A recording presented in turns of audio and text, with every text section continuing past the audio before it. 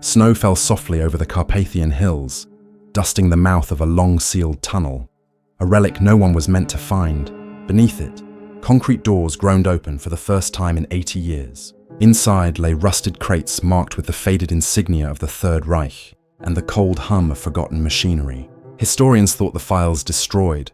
Operation Morgenrot, a phantom project whispered about in Allied intelligence, but the truth had been buried, not erased. Now, as the world looks back on its darkest century, the story of what began here and what it became is ready to surface once more. Chapter 1: Shadows Before the Storm. Europe in the late 1930s stood on the edge of something vast and unknowable. Nations rebuilt themselves from the ashes of the Great War, yet the scent of iron and oil hung heavy in the air. Cities hummed with a fragile optimism, Berlin alive with parades and propaganda, London anxious but steadfast, Paris caught between memory and denial. The wounds of the past were not healed. They had simply been bandaged, hidden beneath speeches and promises. In Germany, the regime rose on precision and control. Streets once filled with weary veterans now echoed with the synchronized step of marching boots. Posters promised renewal. Radios carried a single voice that grew louder with every broadcast. Confident, measured, absolute. Germany will stand proud again, Hitler declared in Nuremberg. Crowds cheered, believing strength could erase humiliation. In the factories, engines roared back to life. Scientists, dismissed under the old Weimar years, were summoned once more, tasked with creating the tools of tomorrow's dominance. Beyond the borders, the world watched uneasily. Britain clung to diplomacy, still haunted by the graves of the Somme. France fortified its frontier, trusting concrete over conviction. And far to the east, the Soviet Union tested its resolve, purging dissent and building power in silence. The map of Europe, fragile and intricate, trembled with tension. Lines drawn by treaties began to blur. But beneath the politics and propaganda were ordinary lives. A schoolteacher in Warsaw writing lesson plans. A farmer in Bavaria mending his plow. A young engineer in Dresden sketching designs for aircraft he would never fly. They felt the shift, in whispers, in ration cards, in the quiet disappearance of neighbors. The continent was holding its breath. Meanwhile, the secret war had already begun. Intelligence officers swapped coded telegrams in smoke-filled back rooms. Agents moved unseen through train stations, their pockets heavy with microfilm and forged passports. Laboratories deep in mountain bunkers tested metals, fuels and nerve agents that no civilian would ever know by name. Science became a weapon, one that could change the course of history before the first shot was fired. In the spring of 1938, the Austrian border fell without a single bullet. The Anschluss was swift, efficient, celebrated by some and feared by others. "It will not stop here," whispered a French diplomat to his aide. He was right. Within a year, Europe's illusions would shatter. Munich, Prague, Danzig, each name another step toward catastrophe.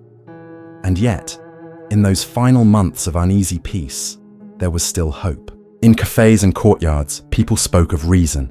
They said no leader would dare ignite another world war.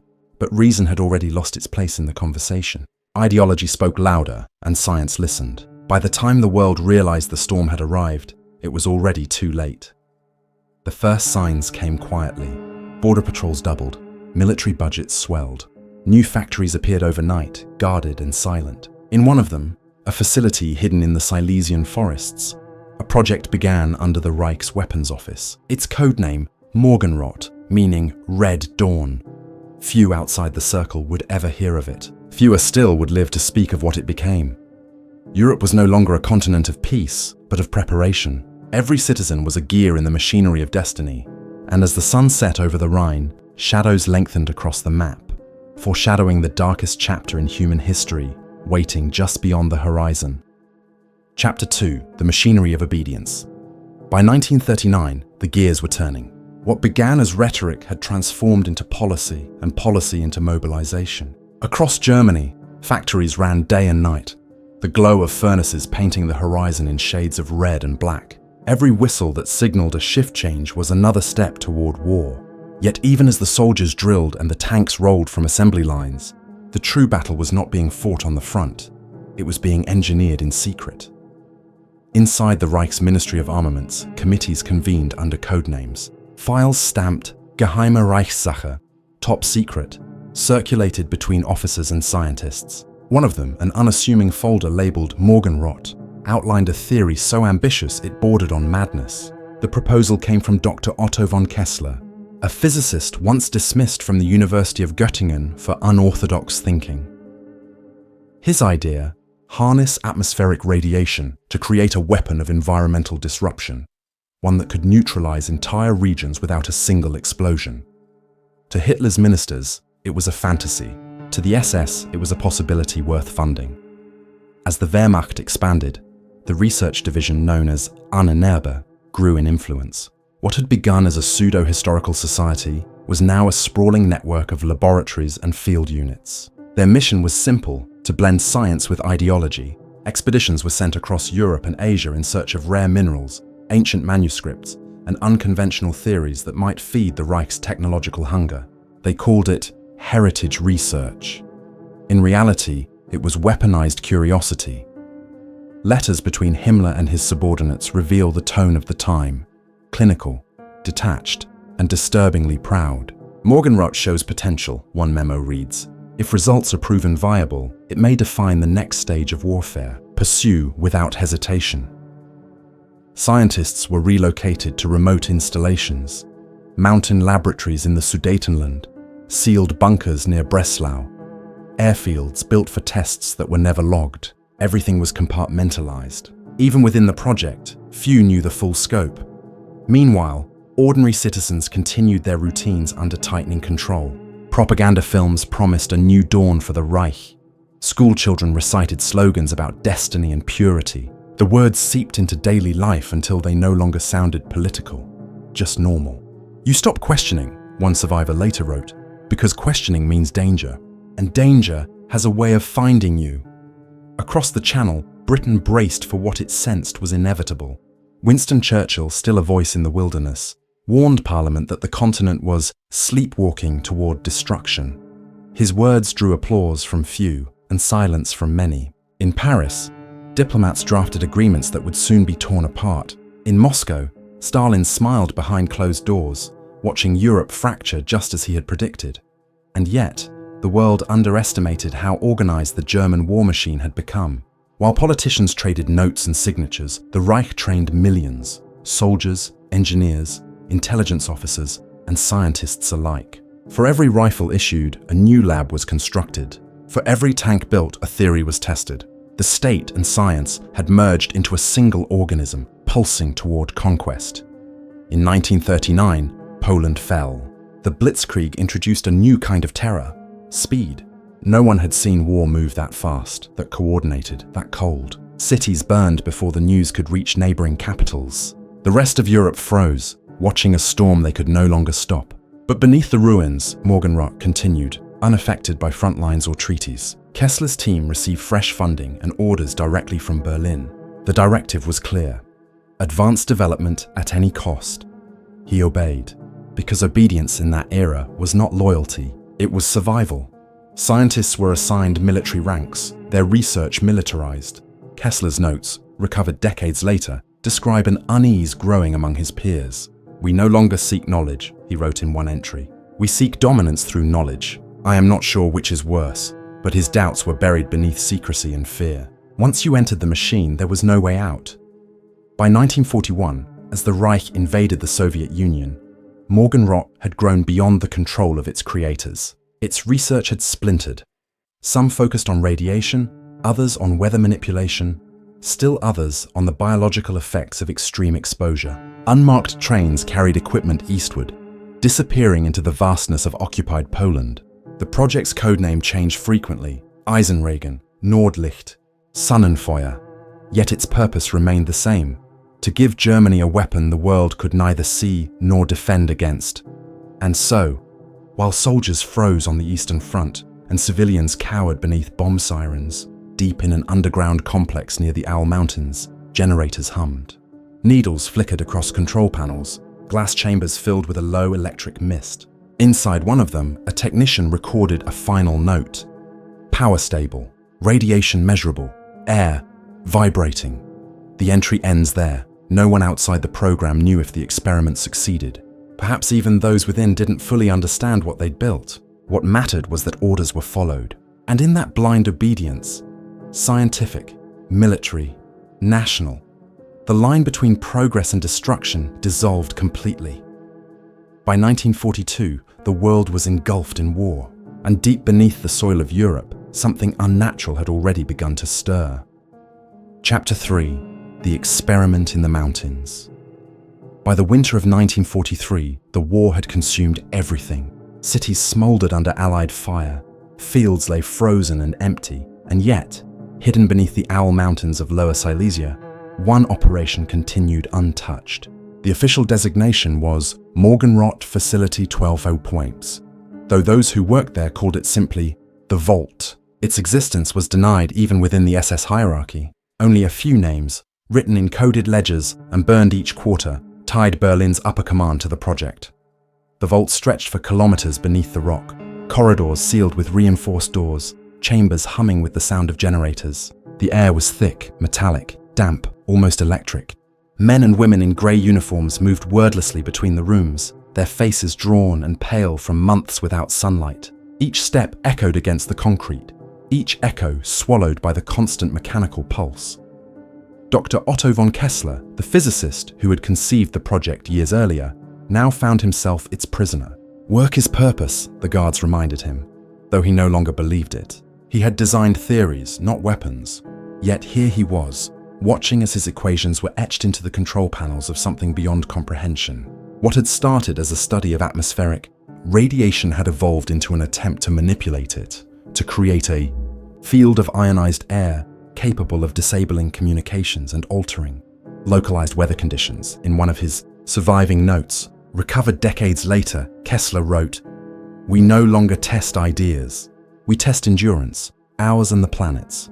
At 0300 hours on January 27, 1944, the first full-scale activation commenced. Alarms sounded briefly and then stopped, replaced by a low vibration that shook the entire bunker. Witnesses described the sensation as standing inside thunder. Needles on the instruments jumped wildly. Outside, in the frozen forest, trees bent without wind. The sky above the mountain ridge flickered pale red, though no aircraft or shell could be seen. A technician named Wilhelm Krantz recorded a log entry that same night. Magnetic field unstable, air smells of ozone, temperature rising. We are told to continue. Hours later, Krantz vanished from the records. Reports from nearby villages tell of livestock collapsing, radios crackling with static, and a brief, luminous arc stretching across the horizon. Locals assumed it was the reflection of artillery fire. It wasn't. Kessler, realizing the scale of what had occurred, tried to shut down the experiment, but authorization required Berlin's approval. By the time orders arrived, half the facility was uninhabitable. Cooling systems had failed, generators overloaded, power fluctuated in bursts that melted wiring and fused metal. Inside Control Room 2, 7 staff members perished as a containment coil ruptured. The smell of burning insulation filled the tunnels. Guards sealed the doors to prevent the fire from spreading. Then came the silence. Survivors later recalled the hours that followed as surreal. Thick, still air that made breathing difficult, and faint static echoing through the ventilation shafts, like distant voices carried on radio waves. The next morning, SS Command issued a single message to all personnel. Cease operations. Prepare for evacuation. Destroy all research not physically removable. It took 3 days to bury the evidence. Crates of film reels and glass vials were sealed in steel containers, stacked behind blast doors, and entombed with explosives. The tunnels were collapsed. The official report stated that Facility 12 suffered catastrophic electrical failure and was abandoned due to flooding. No one outside that mountain ever learned the truth. The Reich was collapsing. Berlin demanded miracles, not explanations. Kessler and a handful of his team were transferred west, their knowledge now classified under a new designation, Eisenregen. But the vault remained, its corridors sealed, its machines still humming faintly beneath tons of rock and ash. In the following months, Allied intelligence intercepted fragments of radio interference over Silesia, short bursts of static at irregular intervals, always the same pattern. Some thought it was German code. Others dismissed it as natural phenomena. No one connected it to Morgenrot. When Soviet troops finally reached the region in 1945, they found nothing. The entrances had been demolished. Local villagers refused to go near the site, claiming the ground was wrong. Warm even in snow, and silent where wind should whisper. The Red Army cordoned off the area and classified their findings. Years later, declassified Soviet reports referenced a facility of unknown purpose, exhibiting residual electromagnetic anomalies. The name Kessler appeared once, underlined, then struck through in red pencil. The experiment in the mountains had vanished into rumor, but the machines had not stopped. Power lines buried deep within the tunnels continued to pulse faintly, drawing energy from generators never properly shut down. For decades, the mountain would emit faint radiation, too weak to trigger alarms, too persistent to fade. And so the war's strangest chapter remained sealed underground, its echoes vibrating through history, waiting patiently for the world above to remember it again. Chapter 4. The Silence After the Fire. When the guns of Europe finally fell quiet in 1945, the silence felt unreal. Cities were nothing but stone and smoke. The victors called it peace. But for those who had lived through it, peace was just another kind of emptiness. The soldiers came home, those who still could. They found rubble where streets had been, ashes where names once lived. Mothers waited at train stations with photographs pressed to their chests, hoping for one more glimpse of a face that would never appear. Germany was divided, carved apart like the body of a fallen titan, east and west, two new worlds, each watching the other with suspicion. The war had ended, but the fear had not. In the east, Soviet units swept through the ruins, cataloguing what remained of the Reich's research. Dozens of secret laboratories were uncovered, most destroyed, some half flooded, others intact but abandoned. In one, near the Owl Mountains, they found the sealed entrances to Facility 12-4. The Soviets dynamited the openings and buried them under concrete. The official record described it as a subterranean munitions site, nothing more. The men who had worked there were scattered across post-war Europe. Some were captured and interrogated. Others vanished into the new bureaucracies of the West. A few were quietly absorbed by the Americans under Operation Paperclip, their names erased and replaced. One of them was Otto von Kessler. Declassified fragments suggest he was transported to the United States in 1947 under a false identity to assist with radiation research at White Sands Proving Ground. There, he lived quietly, keeping his past sealed tighter than the bunkers he'd left behind. But in private journals found after his death in 1962, he wrote of recurring dreams, of mountains humming and a sky that glowed red without sun. "The machine is still breathing," he wrote. "We made it live, and we never killed it." Meanwhile, Eastern Europe rebuilt under the shadow of Soviet occupation. Villages once near Morgenrot's test zone reported strange incidents. Compasses spinning, crops failing, livestock dying without cause. Authorities dismissed them as superstition. No one dared challenge the official line. To question was to disappear. For the survivors, daily life became an act of forgetting. People rebuilt homes from the stones of the old war. Children grew up playing among shell casings and rusted helmets, not knowing their fields hid something far more dangerous beneath. The past lay just below the soil, and everyone knew it, but no one spoke of it. In the West, journalists chased stories of Nazi gold, hidden archives, and secret experiments. Most were dismissed as conspiracy. A few, however, brushed too close to the truth. In 1958, a British reporter named Alan Dean vanished while investigating undisclosed Soviet scientific recoveries in Lower Silesia. His last notes mention a local miner who claimed to have heard engines deep below the mountain, still turning. His disappearance was never solved. By the 1960s, the Cold War had given the old secrets new value. Both the United States and the Soviet Union quietly scoured occupied territories for the remains of wartime research. Radiation experiments, propulsion systems, weather modification. Everything that once belonged to the Reich was now fair game. In this silent race, Morgenrot became a ghost neither side could admit existed. The mountain remained closed off for decades. Soviet military engineers fortified the area, declaring it a restricted zone. Even satellite photographs, when they finally became public, showed only forest, no ruins, no trace of the entrance. But the ground told its own story. Geologists studying subsurface anomalies in the 1980s noted unnatural magnetic readings. Instruments failed within certain coordinates, They chalked it up to mineral deposits, unaware that they were standing atop the concrete lid of Facility 12. And so the memory of Morgenrot faded into the fog of time. History books made no mention of it. Kessler's name vanished into footnotes. Only the faint pulse of radiation, measured by curious scientists decades later, hinted that something beneath the mountain was still awake. Yet, for those who had been there, the silence was the loudest reminder. Survivors who lived long enough to speak, rare, scattered voices, described the aftermath not in explosions or fire, but in stillness. It was as if the earth had gone deaf, one technician recalled before his death. The sound stopped, but you could feel it in your bones. They carried that silence with them, through refugee camps and new lives, never daring to tell their families what they had built. It became a secret grief, one measured not in guilt, but in knowing. They had touched something humanity was never meant to control. When Kessler's final notes surfaced in a Berlin archive decades later, one sentence stood alone at the bottom of the page. "If the machine still hums, let it hum, but never awaken it again." The war had ended, but its echo, cold, invisible, and buried beneath stone, had never stopped. And in that quiet aftermath, history learned how to forget, just enough to let the cycle begin again. Chapter 5. The Echo of Forgotten Machines.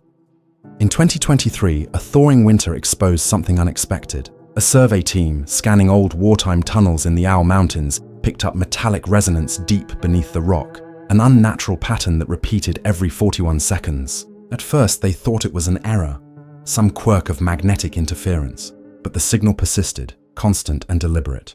When they traced it to an unmarked slope near Walim, they found a seam in the ground, a hairline crack running straight across what appeared to be solid granite. Beneath it, concrete. Beneath that, silence waiting to be broken. When the doors were finally opened, a process that took weeks of drilling, clearing, and controlled detonation, stale air poured out like a sigh from another century. The tunnel led downward into darkness. The deeper they went, the warmer it became. And then came the smell: metal, oil, ozone. It was exactly as one Soviet engineer had described it in a declassified 1946 memo. "The air itself feels charged," he'd written, "as if lightning has never stopped striking." Inside the vault, the walls were still intact, switches frozen in place, paper labels fused to consoles. On one of them, the word Morgenrot could still be read through the dust. The lights came on only briefly, powered by a portable generator. What they revealed was haunting. Massive copper coils, sealed glass chambers, and a central reactor the size of a locomotive, its design decades ahead of its time. The discovery sent shockwaves through the historical and scientific community. Polish authorities secured the site. NATO quietly dispatched an environmental assessment team. Within weeks, the story vanished from the news cycle, replaced by the language of bureaucracy, non-standard residual materials, ongoing radiation survey, no public access for safety reasons. The truth, as always, was managed, yet for those who stepped inside, the experience was unforgettable. One technician described hearing a faint hum, not through the ears, but through the body. "It was like standing inside a current," she said later, "like something underneath was still alive." Another claimed the instruments went haywire, compasses spinning and cameras freezing at random intervals. The readings matched no known pattern. Archival research filled in the missing decades. Operation Morgenrot had indeed existed, hidden under layers of post-war misdirection. Its goals had shifted from theoretical physics to tactical application, creating electromagnetic disturbances capable of disrupting Allied radar and communications. But as the files revealed, the experiments had gone further than anyone admitted. Kessler's final formula described not a weapon, but a system, one that interacted with the atmosphere itself. In his final note, scribbled across the margin of a classified report, he wrote, "We built a pulse. The Earth does not forget." Modern physicists still debate what that meant. Some suggest it was metaphor, others quietly say it wasn't. The recovered machinery was dismantled under strict supervision. Portions were airlifted to secure NATO facilities. Yet, even with advanced analysis, no one has fully explained how the generator drew power for so long without a fuel source. The cables that once connected it to the mountain's grid were corroded decades ago. Still, when first discovered, the core retained measurable energy. It should have been impossible. Perhaps the most unsettling find came not from the main chamber, but from a smaller vault beneath it. Inside, sealed behind glass, were 2 reels of film. They showed grainy footage, scientists in white coats, smoke filling a chamber, and a faint red glow spreading across the screen before the camera cuts out. In the final frame, Otto von Kessler turns to the lens, expression unreadable, and mouths a single word. Lip readers have debated it endlessly, but most agree. He said, "Stop." Today, the tunnels of Facility 12 remain closed again, entombed under layers of reinforced steel. The forest above has reclaimed its ground. Moss covers the cracks where the entrance once gaped open. Hikers pass without noticing, yet instruments nearby still detect faint pulses.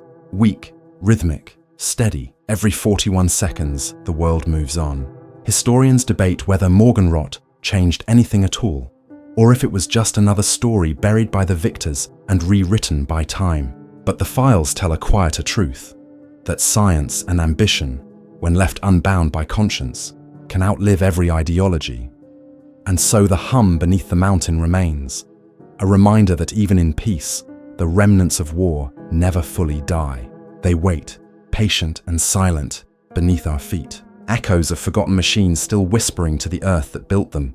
The past, it seems, is never truly buried. It only waits for someone brave or foolish enough to listen.